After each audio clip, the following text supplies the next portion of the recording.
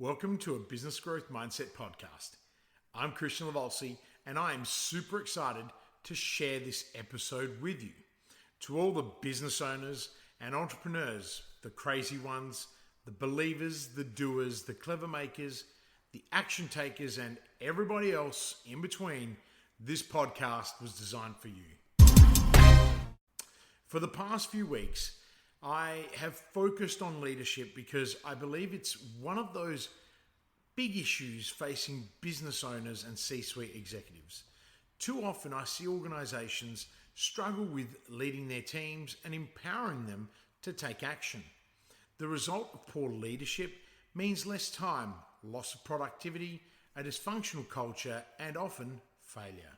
So today I want to maintain the focus on leadership, but through the lens of seasons and cycles, and then we take a deep dive into the importance of values and how they influence your mindset and that of others. So stay tuned and listen up, because I'm confident that you will love this episode. Nature follows rhythms, and over the course of a lifetime, we move through different seasons and cycles. These patterns become recognizable and familiar, and we learn to anticipate what is coming and adopt, or at least adapt to the changes.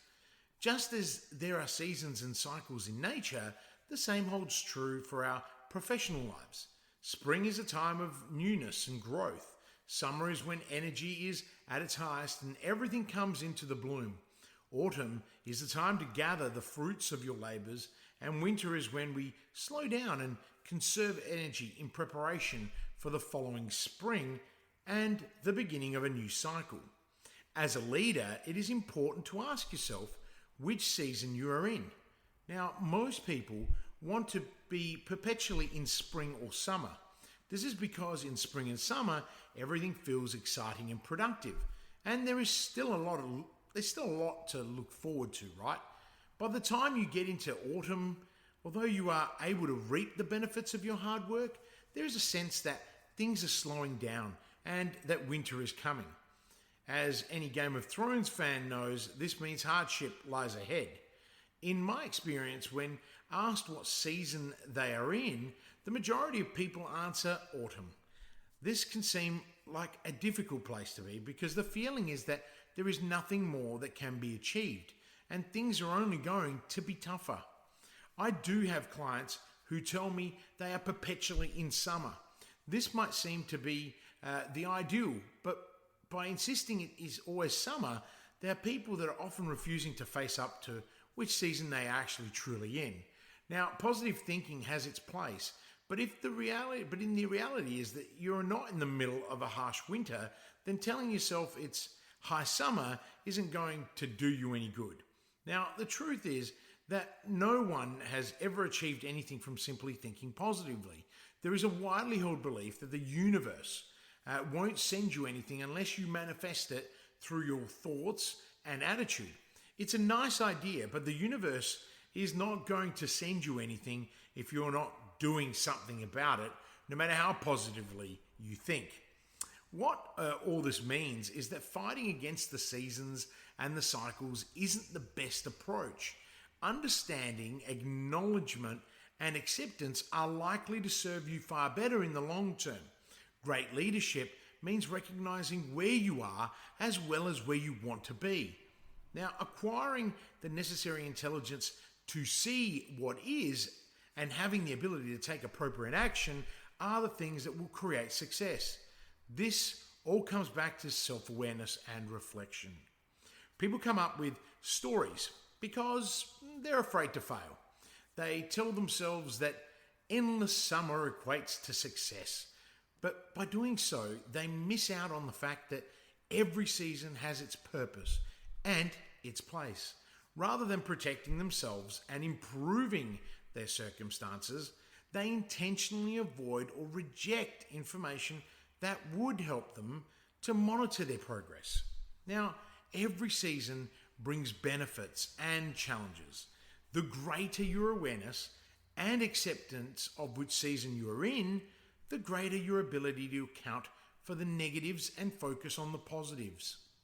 For example, Rather than resisting winter, because it's a time of scarcity, focus on restoring your energy. This will mean you are well prepared for the spring when it does arrive. It's all about taking advantage of the circumstances. The best results are achieved through being prepared and dealing with what is rather than resisting where you are because it isn't where you want to be. So when you see things as they are, you're able to create a vision for where they can go. And this allows you to turn that vision into a reality. It's all about planning ahead, and you can't plan ahead if you don't know where you are.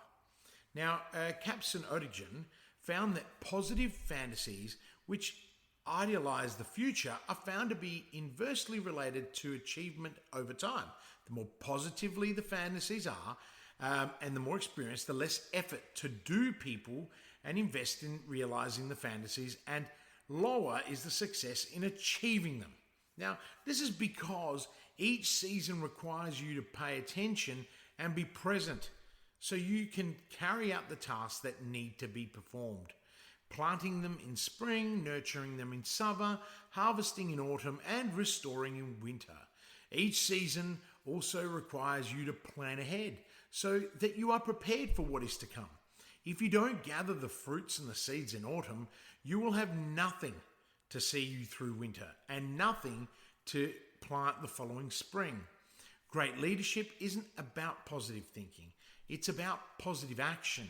When it comes to the seasons of your business cycle, you can battle against where you are and use up all your energy getting nowhere fast.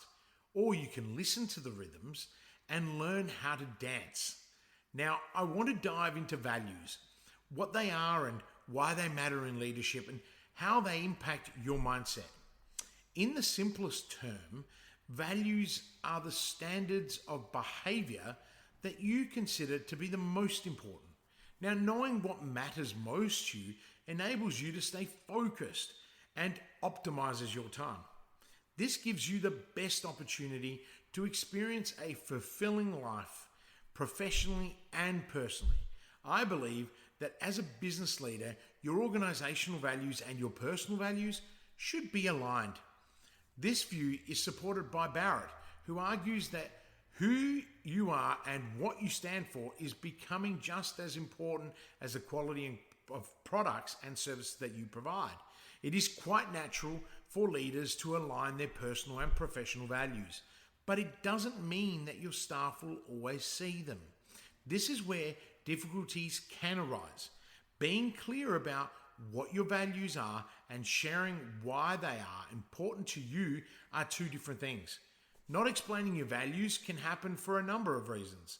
Firstly, you may simply assume that everyone gets it.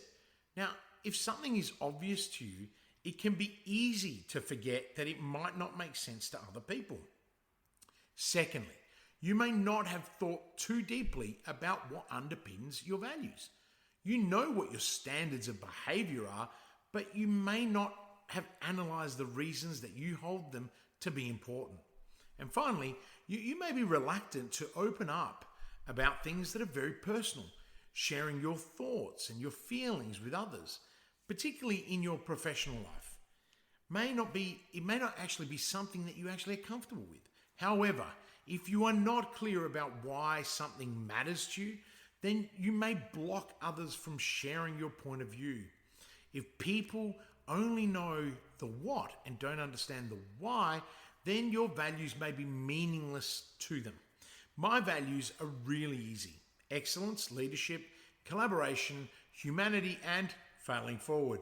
I define excellence as quality without compromise. It's why I take things personally when something doesn't work, because I really do want the absolute best. As for leadership, my intention is always to lead by example. I don't play the victim. I'm the person who takes action and the person who takes responsibility. Leadership isn't about never making mistakes. It's about continuously seeking the best way forward from your current position. With collaboration, I bring people together to achieve the desired aims of the group. There is no ego when you collaborate because everyone brings something unique to the table. Through collaboration, I have developed the skill of being a facilitator, and it's something that I love, and it has come purely from the experience of bringing everyone together to work towards achieving bigger goals. One of the great things about living by your values is that you continue to learn and grow, which in turn supports and strengthens the role of your values and the role that they play. So humanity for me is actually about balance, and it's about not burning out. This is achieved by creating systems and processes that provide great results in the short, medium, and long term.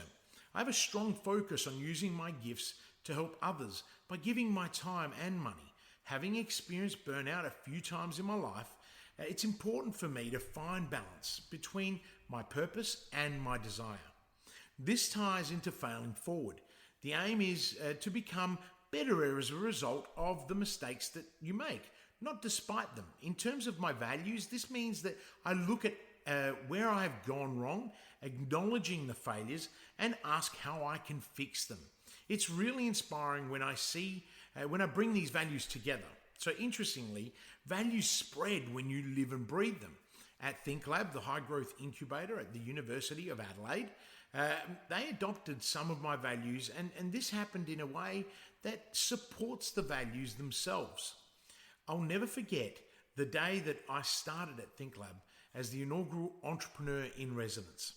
I'd been loitering around for 2 or 3 weeks before my official date of commencement.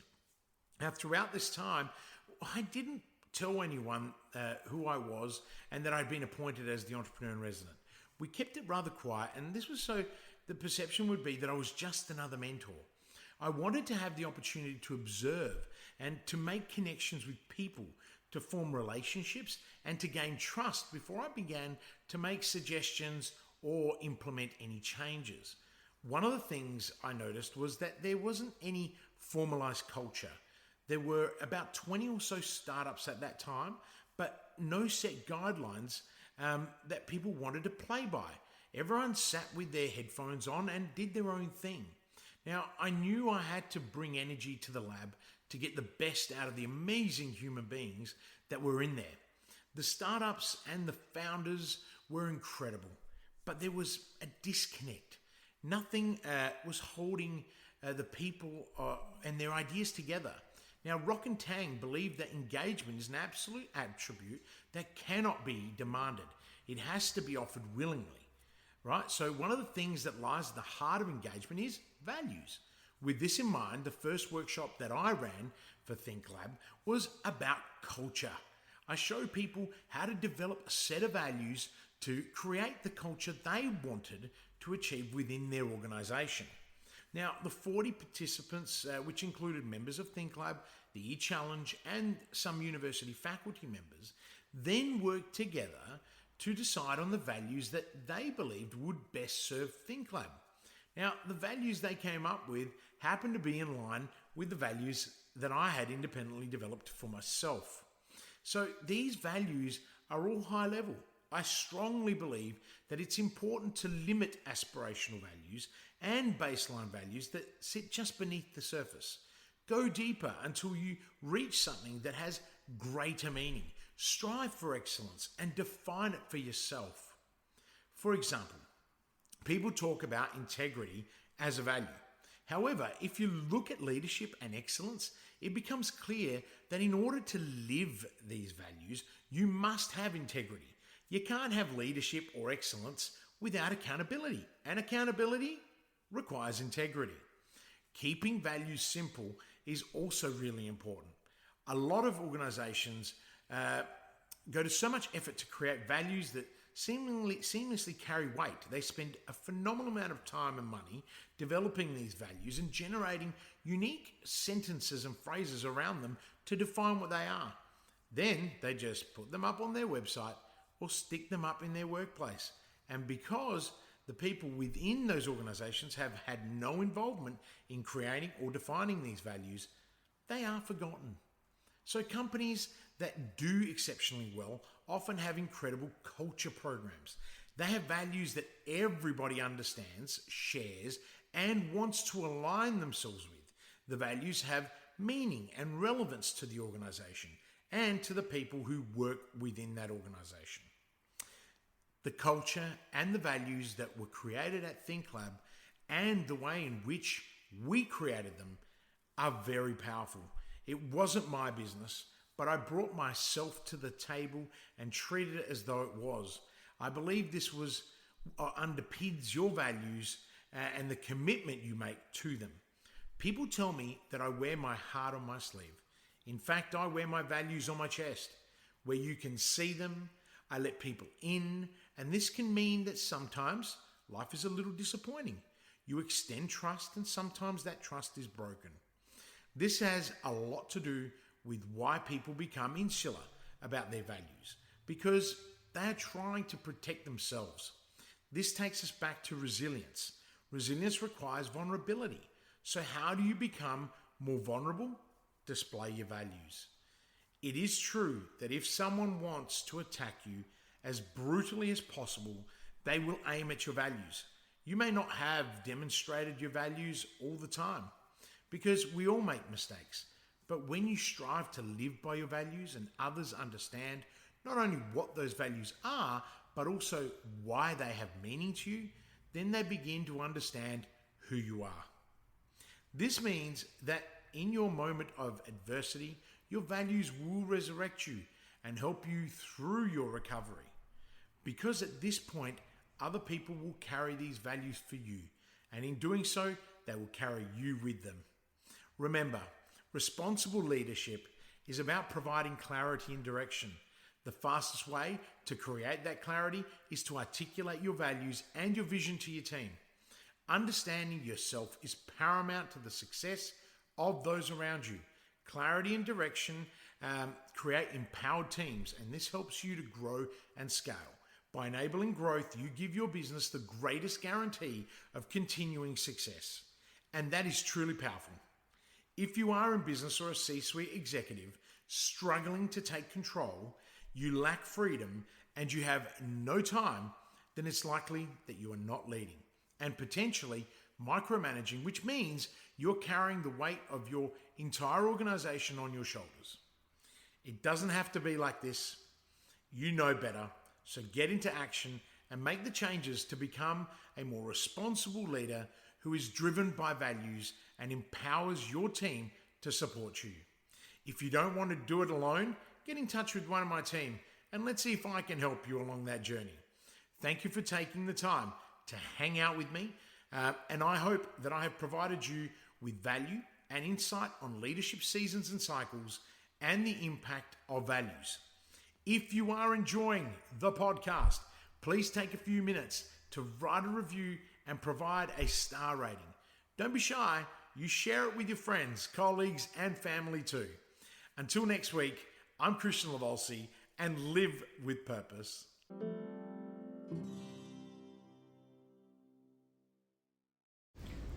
Are you ready to start taking action on your business? Would you like to spend more time with your family? Then call 1300-643-229 and start building momentum right now.